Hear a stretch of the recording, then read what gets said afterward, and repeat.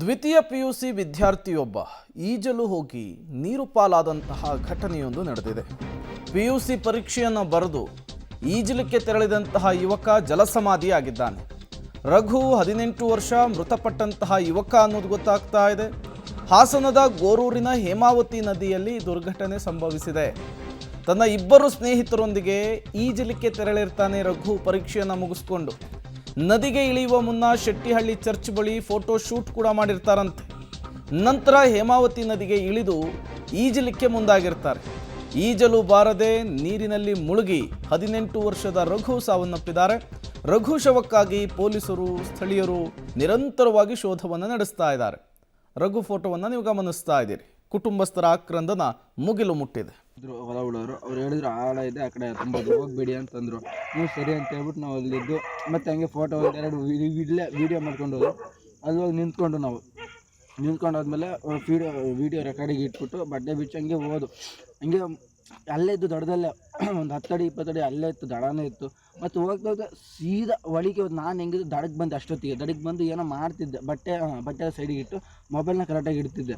ಅಷ್ಟೊತ್ತಿಗೆ ಅವನನ್ನು ಕೈ ಎತ್ತಿದ್ದೆ, ಇವನು ನೋಡ್ತಿದ್ದ. ಅವ್ನಿಗೆ ಎಳೆಯಾಕಂತ ಒಳಗೆ ಹೋಗಿ ನೋಡ್ತಿದ್ದಾಗೆ. ಅಷ್ಟೊತ್ತಿಗೆ ನಾನು ಹೋದೆ ಒಳಿಕೆ. ನಾನು ನೋಡಿದೆ ಅಷ್ಟು ನಾನು ಅದ್ರೊಳಗೆ ಹೋದೆ.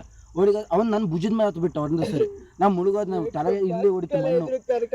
ನಾನು ಹೊತ್ತಿಗೆ ಅವ್ನು ನನ್ನ ಮೇಲೆ ಹತ್ತಿದ್ದ. ಅಷ್ಟೊತ್ತಿಗೆ ನಾನು ಈ ಥರ ಹೊಡಿಯೋ. ಅವರು ಇಲ್ಲಿ ಚನ್ನಪಟ್ಟಣ ಸರ್ಕಲಲ್ಲಿ ಬಾಡಿಗೆ ಇರೋದು. ಅಲ್ಲಿ ಹಣ್ಣಿನ ಅಂಗಡಿ ಐತೆ. ಅವ್ರ ಅಪ್ಪ ಗಾರೆ ಕೆಲಸ ಮಾಡ್ತಾರೆ. ಅವನ ಹೆಸರು ರಘು, ಇವ್ರ ಅಮ್ಮನ ಹೆಸರು ಶಾಂತಮ್ಮ, ಅವ್ರ ಅಪ್ಪನ ಹೆಸರು ಮಂಜುನಾಥ್, ಒಬ್ಬ ಅಕ್ಕ ಇದ್ದಾಳೆ ಬರ್ತಾನೆ ಕೆಲಸ ಮಾಡ್ತಿದ್ದಾರೆ. ನಾನು ಅವ್ರ ಪಕ್ಕದ ಮನೆಯವರು.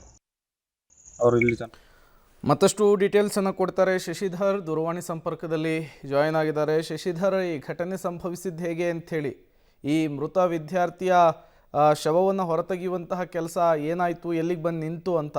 ಪ್ರೇಮ್ ಕುಮಾರ್, ಇದೊಂದು ನಿಜಕ್ಕೂ ದುರ್ದೈವದ ಘಟನೆ ಅಂತ ಹೇಳ್ಬೋದು.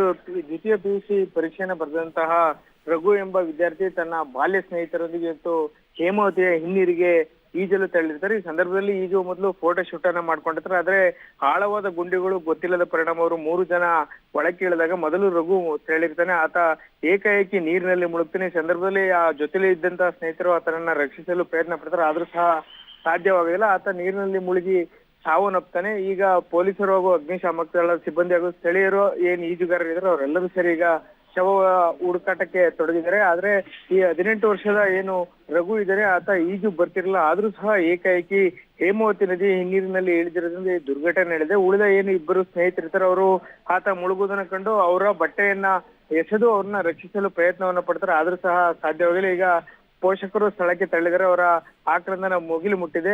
ಈಗ ರಾತ್ರಿ ಆಗಿರೋದ್ರಿಂದ ಶವ ಏನು ಹುಡುಕಾಟ ಕಾರ್ಯವನ್ನು ಸ್ಥಗಿತಗೊಳಿಸಿ ಮುಂಜಾನೆ ಅದರ ಶವವನ್ನು ತೆಗೆಯಲಿಕ್ಕೆ ಈಗ ಪೊಲೀಸರು ಎಲ್ಲ ಸಿದ್ಧತೆಗಳನ್ನ ಮಾಡ್ಕೊಂಡಿರ್ತಕ್ಕಂಥದ್ದು. ಈ ಘಟನೆ ಗೊರೂರು ಪೊಲೀಸ್ ಠಾಣೆ ವ್ಯಾಪ್ತಿಯಲ್ಲಿ ನಡೆದಿರ್ತಕ್ಕಂಥದ್ದು. ಪ್ರೇಮ್ ಕುಮಾರ್, ಥ್ಯಾಂಕ್ ಯು ಶಶಿಧರ್ ತಮ್ಮೆಲ್ಲ ಮಾಹಿತಿಗಾಗಿ.